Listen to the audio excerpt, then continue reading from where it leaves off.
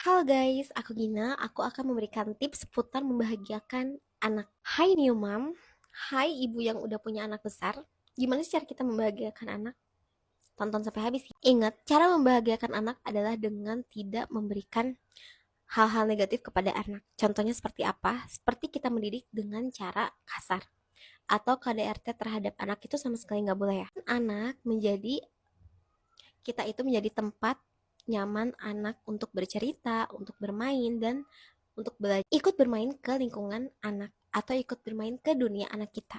Contoh anak kita bermain bola, kita ikut main bola, jangan biarkan dia main bola sendiri. Nah, kita juga harus bisa membagi waktu antara waktu kita dengan waktu me time dengan anak.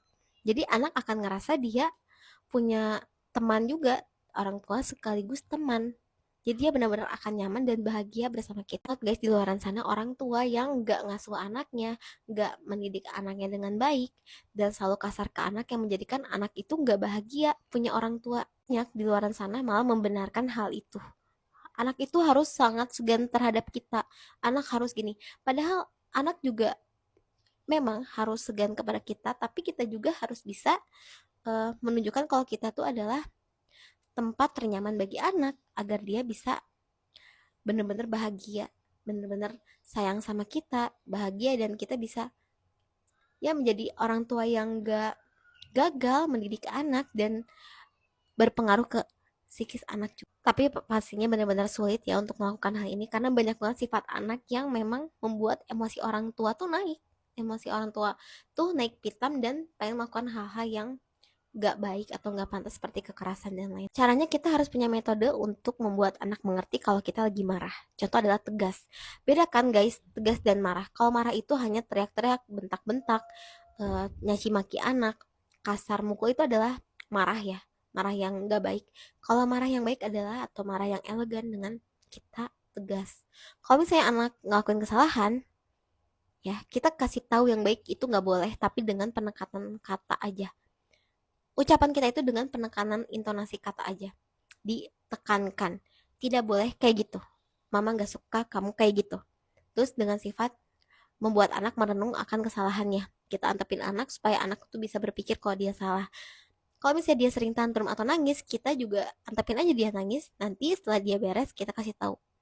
Kamu gak boleh ngelakuin ini karena kamu tadi melakukan hal ini. Jadi mama marah, mama gak suka. Gak harus semua dengan fisik ya guys. Biasanya kalau anak dengan kekerasan fisik orang tua atau dengan bentakan orang tua itu akan ada trauma di kemudian hari. Dan ini kita pasti nggak mau dong anak tuh sedih dan nggak bahagia. Anak itu ke kita jadi asing, anak itu nggak ngerasa nyaman sama kita, pasti kita nggak mau dong ngerasain hal itu. Kita pengen banget anak, kita adalah sumber bergantungnya anak. Apapun yang anak inginkan, dia akan ingat kita. Apapun yang anak itu dia carinya kita, bener gak sih guys? Tapi kebanyakan orang tua itu nggak ngerti cara didik anak karena melihat dari orang tua sebelumnya cara didiknya seperti itu, walaupun memang nggak baik tapi jadi punya mengklaim kalau itu tuh hal yang baik. Banyak banget guys kayak gitu. Tapi tetap aja cara anak bahagia itu adalah kita menjadi rumah ternyaman. Kalau misalnya kita nggak bikin nyaman anak, sering marah-marah, bikin anak takut, cara marahnya berlebihan, cara marahnya salah, ya itu juga akan menjadikan anak tuh sedih dan gak bahagia dengan kita tanpa kita sadari. Walaupun anak gak cerita, ma aku gak suka nih sama mama, aku gak nyaman sama mama, aku gak bisa nih cerita mama, aku segan cerita sama mama, aku mending sama diri aku sendiri aja bicaranya.